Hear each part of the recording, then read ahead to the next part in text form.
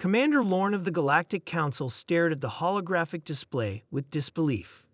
The human representative, Ambassador Jack Reynolds, had just exited the chamber after delivering what the Council considered an absurd ultimatum. "That cannot be serious," Lorne said, his four eyes blinking in sequence. "A species barely 3 centuries into interstellar travel demanding we cease operations in the Orion Arm." High Counselor Vex fluttered her translucent wings in agitation. "The humans have always been peculiar, but this borders on madness."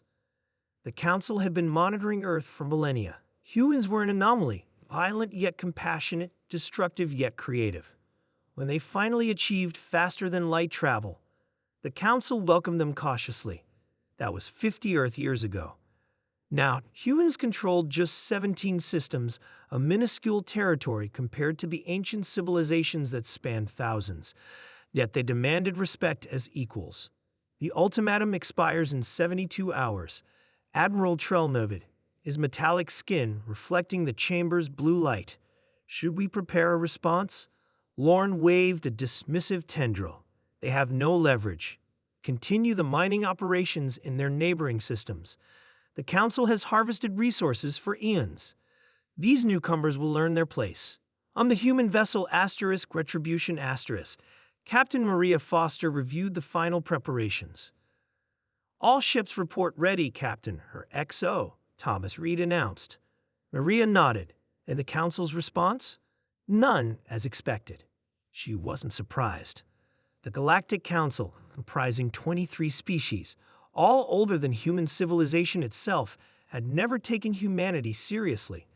They viewed Earth as a curiosity, humans as clever pets who'd stumbled onto the galactic stage. "They never listen," Maria said quietly. "We've warned them repeatedly about our boundaries." Thomas checked his console. "The quantum entanglement network is operational. All 17 human systems are synchronized." Maria stared out the viewport. "They think we're bluffing because we're young.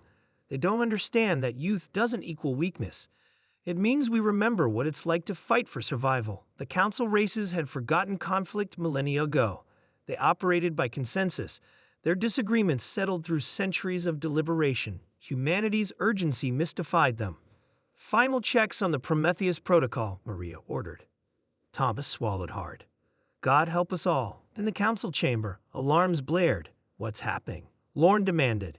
The technician, a 6-limbed Morrigan, worked frantically. Unknown energy signatures activating throughout human territory. A holographic display materialized, showing 17 points of light, each a human-controlled star system, glowing with increasing intensity. High Counselor Vex floated closer. "Analysis?" "Impossible to determine," the technician replied, "but the energy readings are off our scales." Admiral Trell's metallic features hardened. "Deploy the fleet. This may be—" He never finished. The chamber shook violently as the lights flickered. "We're receiving a transmission," the technician announced, "from the humans." Ambassador Reynolds appeared on screen. His expression was grim. "The Galactic Council has ignored our warnings. We explicitly stated that the Orion Arm was under human protection. Your continued resource extraction from developing worlds violates our ethical principles." Lorne stepped forward. "You have no authority. We warned you what we are," Reynolds continued, uninterrupted. "Humanity evolved on a death world. We survived ice ages, plagues, world wars, and near-extinction events. We clawed our way to the stars not through harmony, but through relentless adaptation." The chamber shook again, more violently. "What have you done?" Vex demanded. "The Prometheus Protocol has been activated," Reynolds explained calmly. "We've altered the quantum state of our star systems. The effect will propagate at superluminal speeds through the fabric of spacetime." Trell's voice was barely audible. "What effect?" "All technology not registered to human biosignatures within the Orion Arm will cease functioning in approximately 3 minutes. No weapons, no ships, no communications, nothing." Stunned silence filled the chamber. "This is impossible," Lorne finally managed. "No species possesses such capability." Reynolds smiled thinly. "We told you we were different. Our brief but violent history taught us to prepare for the worst while hoping for the best. You mistook our restraint for weakness." The council members exchanged horrified glances as their systems began failing one by one. "The effect is temporary. This time," Reynolds continued, "in 24 hours, your technology will function again. Consider this a demonstration. The Orion Arm is now a protected zone under human oversight. All extraction activities must cease. All exploited worlds must be restored." The transmission ended as emergency lights activated in the chamber.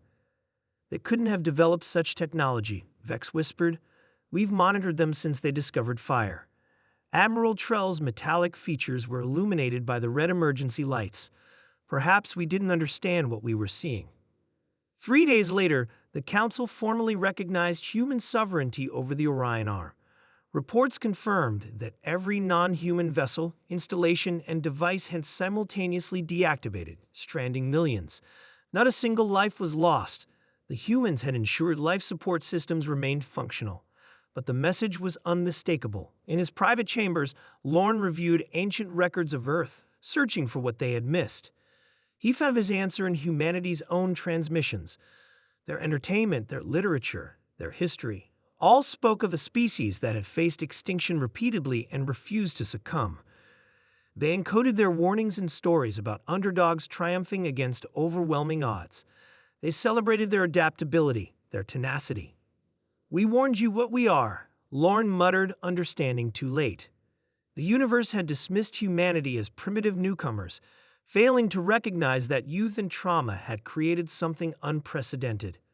A species that combined the innovation of the young with the wisdom born of countless near extinctions. The humans had indeed warned everyone. The universe simply hadn't been listening.